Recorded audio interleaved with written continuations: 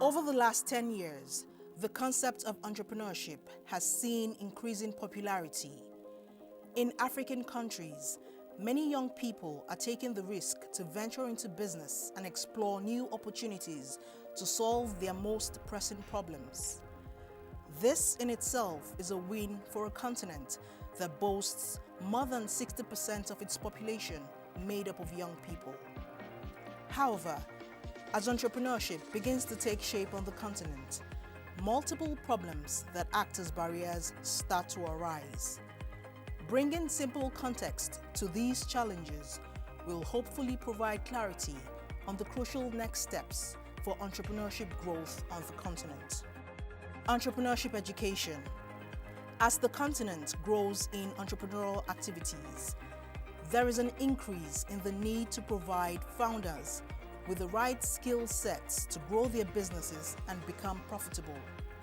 As such, the continent has seen an increase in the number of hubs and accelerators from the private and public sectors, as well as from international partners.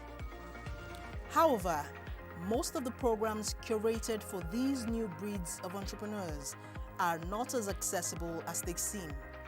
The continent has come a very long way considering where it was 10 years ago. It is not nearly enough to provide the level of entrepreneurship education needed to cater for the growing numbers of entrepreneurs in Africa.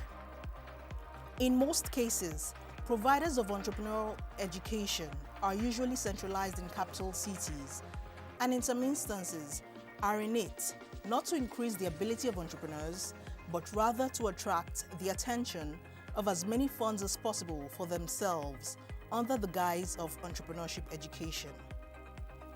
Conversely, some entrepreneurs often participate in acceleration programs only for the possible funding opportunities and not the education.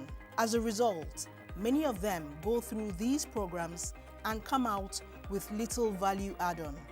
This behavior could be attributed to the fact that many entrepreneurs on the continent were pushed into entrepreneurship as a means of survival and not to build value in their community or create impact at large. Government policy. Many governments across the continent are conspicuously oblivious to the needs of entrepreneurs or the growing needs of young people. This is not to say that many of them have not tried over the years to put policies together to promote entrepreneurship. However, many of the policies implemented have been used to serve the purpose of scoring political points rather than to genuinely promote entrepreneurship. The role of governments in providing the needed support to improve the African entrepreneurship landscape can never be overstated.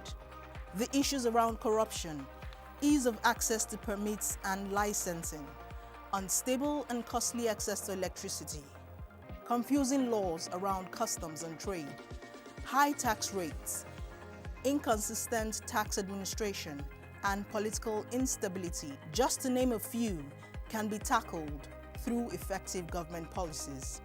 All of these, according to the African Development Bank, are barriers to the growth of entrepreneurship on the continent. Access to capital.